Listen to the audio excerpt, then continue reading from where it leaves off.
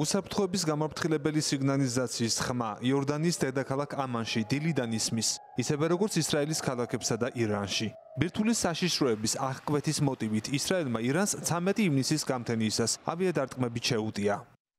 ისტორიულად ორ დაპირისპირებულ ქვეყანას შორის მორიგი სამხედრო კონფლიქტის წამოწყებას მალევე გამოეხმაურნენ მსოფლიო ლიდერები. ნატოს გენერალურმა მდივანმა მარკ რუტემ საგანგებო ბრიფინგზე თქვა, რომ ახლა სასწრაფოდ უნდა მოხდეს ამ კონფლიქტის დეესკალაცია, რაშიც შეერთებული შტატები და სამხედრო ალიანსის სხვა გავლენიანი წევრები დროულად უნდა ჩაერთონ. მანვე აღნიშნა, რომ დეესკალაციის პროცესში თავად ალიანსი ჩართული არ არის. ხადია სწრაფად ცვალებადი სიტუაცია. ეს იყო ისრაელის ცალხმრივი ქმედება. ამიტომ ვფიქრობ, რომ ბევრი მოკავშირისთვის, მათ შორის შეერთებული შტატებისთვის უმნიშვნელოვანესია, რომ იმუშაონ დეესკალაციაზე. ვიცი, რომ ისინი ამას აკეთებენ. ვფიქრობ, ეს არის ახლა უპირველესი. ცხადია, ნატოს მოკავშირეები ამ კრიზისს გაუმკლავდებიან. ყველა მის დეესკალაციაზეა ორიენტირებული. ამერიკის შეერთებული შტატები, რა თქმა უნდა, ამაზე მუშაობს სხვა მოკავშირეებთან ერთად. ნატო როგორც ალიანსი არ არის ჩართული პროცესში, რადგან ის რეალურად ევროატლანტიკურ სამყაროზეა ორიენტირებული. თუმცა ცხადია, ნატოს მოკავშირეები ინდივიდუალურად და ერთმანეთთან თანამშრომლობით მონაწილეობენ პროცესის შეჩერებაში. რაც შეიძლება მალე უნდა მოხდეს ამ კონფლიქტის დეესკალაცია. ჩვენი შეფასებით ვითარება სწრაფად იცვლება. ეს ყველაფერი გუშინ ღამით დაიწყო.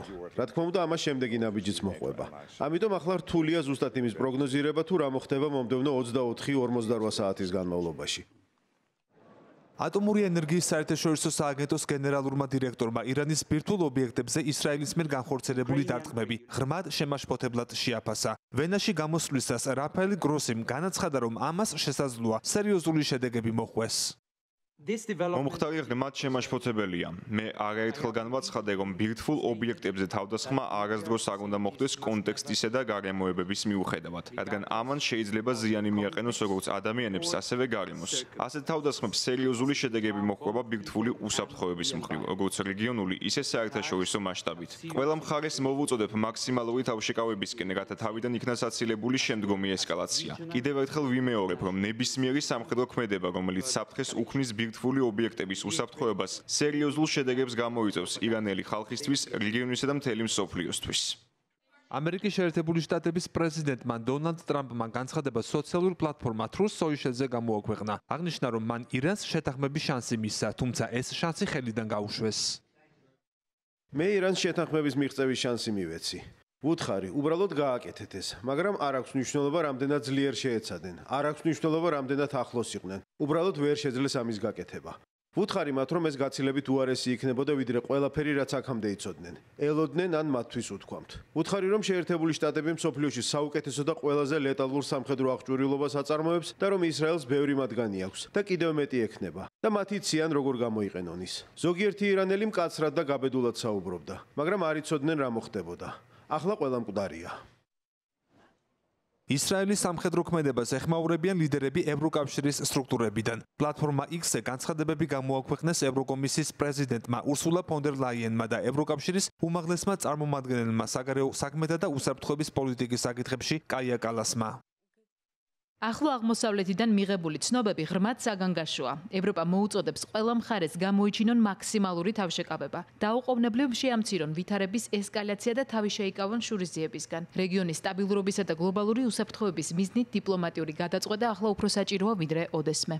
ახლო აღმოსავლეთში არსებული ვითარება სახიფათოა. მოვუწოდებ ყველა მხარეს გამოიჩინონ თავშეკავება და თავიდან აიცილონ შემდგომი ესკალაცია. დიპლომატია კვლავ საუკეთესო გზად რჩება და მზად ვარ მხარი დავუჭიროთ დეესკალაციისკენ მიმართულ ნებისმიერ დიპლომატიურ ძალისხმევას. ჩინეთი, რომელიც ისრაელის ქმედებებს გმობს, გამოეხმაურა ამ კონფლიქტს. საგარეო საქმეთა სამინისტროს სპიკერის ალი ჯიანის განცხადებით, ჩინეთი მხარს უჭერს ირანის სუვერენიტეტს და ისრაელს მოუწოდებს შეწყვიტოს ეს დაძაბულობა. ჩინეთი დიდ ყურადღებას აქცევს ისრაელის თავდასხმას ირანზე და ღრმად შეშფოთებულია იმ სერიოზული შედეგებით, რაც შეიძლება მოხვდეს შესაბამის ქმედებებს. ჩინეთი ეწინააღმდეგება ირანის სუვერენიტეტის, უსაფრთხოებისა და ტერიტორიული მთლიანობის ნებისმიერ დარღვევას და გმობს ქმედებებს, რომლებიც ესკალაციას იწვევს და კონფლიქტს აფართოებს. რუსეთის საგარეო საქმეთა სამინისტროს განცხადებით, ისრაელის მიერ ირანზე განხორციელებული საჰაერო დარტყმები არაპროვოცირებული და მიუღებელია. უწყება აღნიშნავს, რომ ამ ქმედებამ ძირი გამოუთხარა ირანის თავშეკავებას ბირთვული შეიარაღებისკენ.